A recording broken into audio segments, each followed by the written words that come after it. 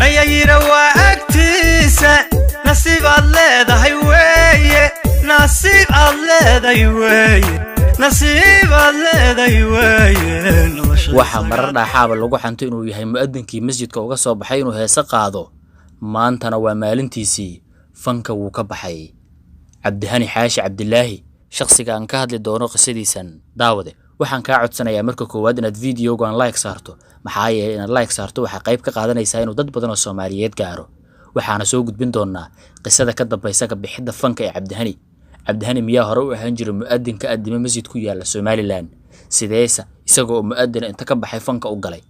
sidoo kale inuu hadda fanka ka baxo maxaa kala socotaa qisadiisa fanka bixida oo 12kii saqda dhexe fariinka timid Cabdihani ay xidigaha geeska ku soo dhacday taas oo waliba loogu sheegay in kooxdii iyo fankii intaba uu ka baxay Cabdihani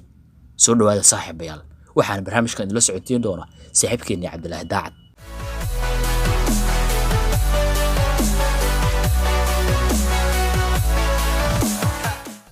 waxa marar dhaxal lagu xantaba inuu ahaa muadinka adimi jiray masjid kamid ah masjidada ay Soomaalidu ku cibaadeysato imika waxa uu si toos ah u shaaciyay inuu isaga baxay fanka isla markaana xilligan kamid yahay jameeco markas weyn oo ku yaala magaalada Hargeysa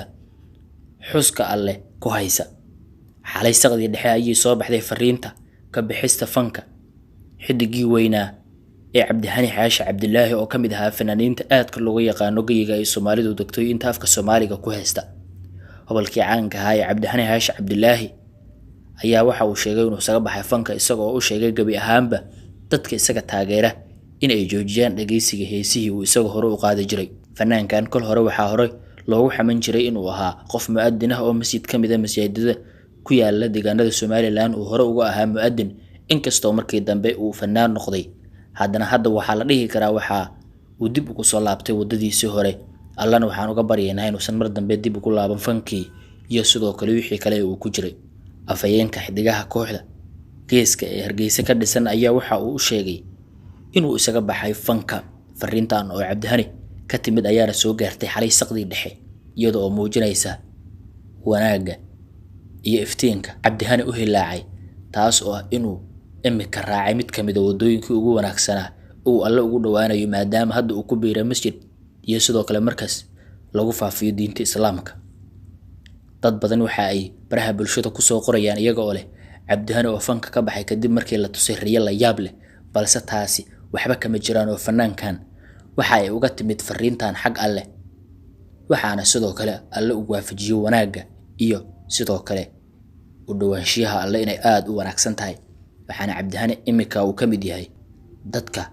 ka baxay fanka ee fanaaniinta hore u ahaan jiray marka laga soo tago ka bixitaanka fanka ee Cabdihani xilligan waxa sidoo kale jirtay fariin labaad oo muujinaysa in Cabdihani 9 bilood ka hor uu ka baxay kooxda xidigaha geeska uu ka tirsanaa isagoo oo joojiyay xilligaas kamid ahaanshii kooxda wixii intaas ka dambeeyay waxa qalbigiisa qayb ka sii dhamaanay ku jiritaanka fanka iyo qaadada heesaha fanaankan oo ay dadka heesiisa dhageystay yiraahdaan heesiisu waa qalbiga taabanaya imika mar dambe ma arki doonto Cabdihani oo hees dambe soo qaadayo waa hadii ay u rumowdo rabitaankiisa imika ah ee inuu fanka oo dhan isaga fadhiistay allana waxaan uga baryaynaa inuu ka madoobeeyo caadiyan waxa la dhihi karaa waa fanaankii labaad oo kooxda xidigaha geeska ka tirsan oo si rasmi ah u sheegay inuu fanka ka baxay marka laga soo tago fanaanadii hore ee Xamdi Kuweyn oo iyaduna sheegtay inay fanka ka baxday Cabdihanina waxa uu kamid yahay fanaaniinta hadda sheegay inay fanka oo dhan isaga fadhiisteen muddooyinkii ugu dambeeyay fanka Soomaaliyeed waxa uu weynayay dad caan ah oo kamid ahaa kuwaas oo ka baxay isla markaana uu alla tusiyo wanaaga iyo sidoo kale in ay u dhawaanshiyaha alle aad u wanaagsan tahay waxaan alla uga baryaynaa kuwa kale oo aan dhahno kuwa ugu codka macaan kuwa ugu lijansan aan dhahno inuu iyagana Ilaahay dhinaca wanaaga soo xijiyo fariintan kuma xumaynayo inuu fanka xun yahay balse waxa ka sii wanaagsan in qofku uu ka baxo maxaa yeelay fanka waxa ku jira waxyaabo qaar oo aan wanaagsanayn dad badan oo Soomaaliyeed ayaa aad u soo dhaweeyay ka bixitaanka fanka ee Cabdihani iyaga oo sidoo kale sheegay inay aad ugu faraxsan yihiin in Cabdihani fanka uu ka baxo dadka aad ku hambaliyay waxa kamid ah fanaaniin hore uga baxay fanka oo sheegay inay ku soo dhaweynayaan dhanka wanaaga iyaga oo sheegay in Cabdihani markii horeba uu wanaagsanaa balse imika ay ku soo dhaweynayaan dhinaca iyo faafinta diinta